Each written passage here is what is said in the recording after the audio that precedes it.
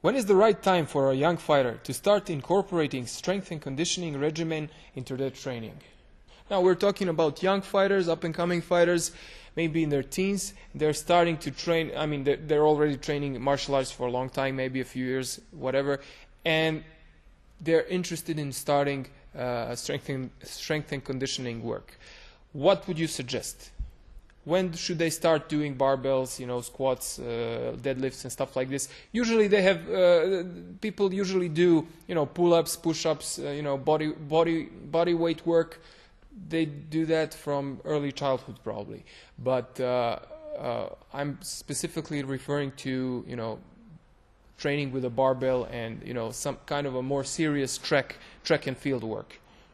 I mean, ideally, you want them to come from multifaceted development or having experienced multiple sports or having this multilateral development rather than solely focusing on fighting from young age. Although we have cases like that in all domains, but I would say, like, even if I'm a strength conditioning coach, I would say you should start strength training as soon as you have time for it and energy for it. If that makes sense. So let me elaborate. So if you are starting, the most improvement you can do through skill work, and once that becomes, I would say, not enough, and that's a question of if it ever becomes not enough, some room's gonna open up, and then you can put in some general stuff in more volume, sort of speaking. But it's nothing wrong with starting immediately. So you just don't want to become a bodybuilder that do MMA. So what does immediately mean? 15, 16, 14, 17? What? So you're referring to age? Okay. Yeah. So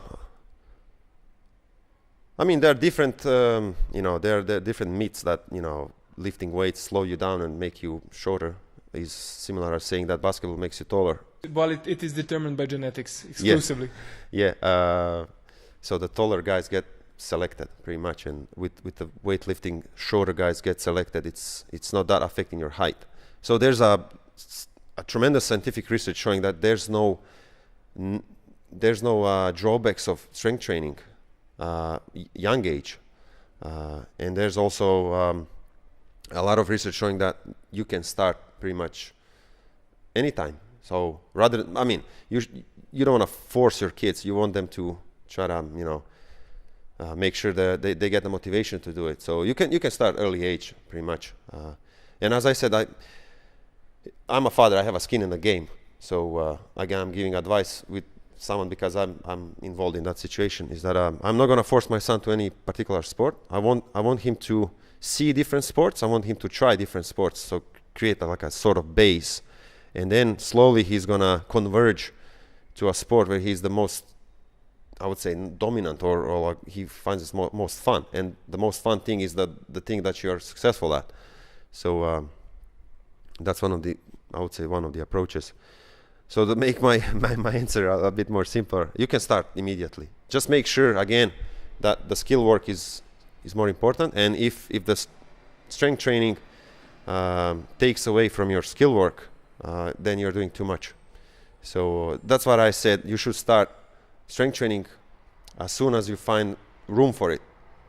So we know two of us trained, and you coach me, and we have a limited time. So we are always talking about this theoretical optimal situation, but real life you have three times a week, and you have so much time to train, and how you're going to fill that, it's a very decision making intense problem.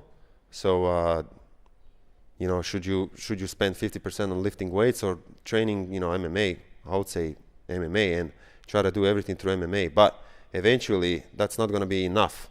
So you need to put extra stuff to remove the limiters sort of from that athlete. So we all know that there are athletes who are successful in any domain without any touching the iron. So there's no optimal.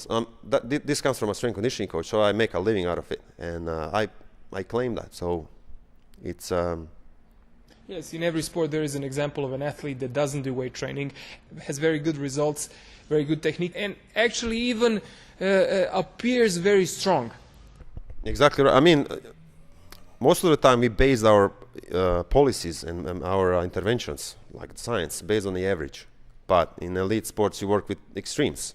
So you shouldn't take someone who's extreme and make sure you're applying that to a kids program, and vice versa, or someone like who's pretty much average, and you apply this rationale for coaching the elite athlete. So you need to make sure that your approach is suited for the athlete you're working with. Shooting takedowns like the double leg are the most widely used takedowns in MMA. If you want to add them to your arsenal, check out this instructional. The link is in the description.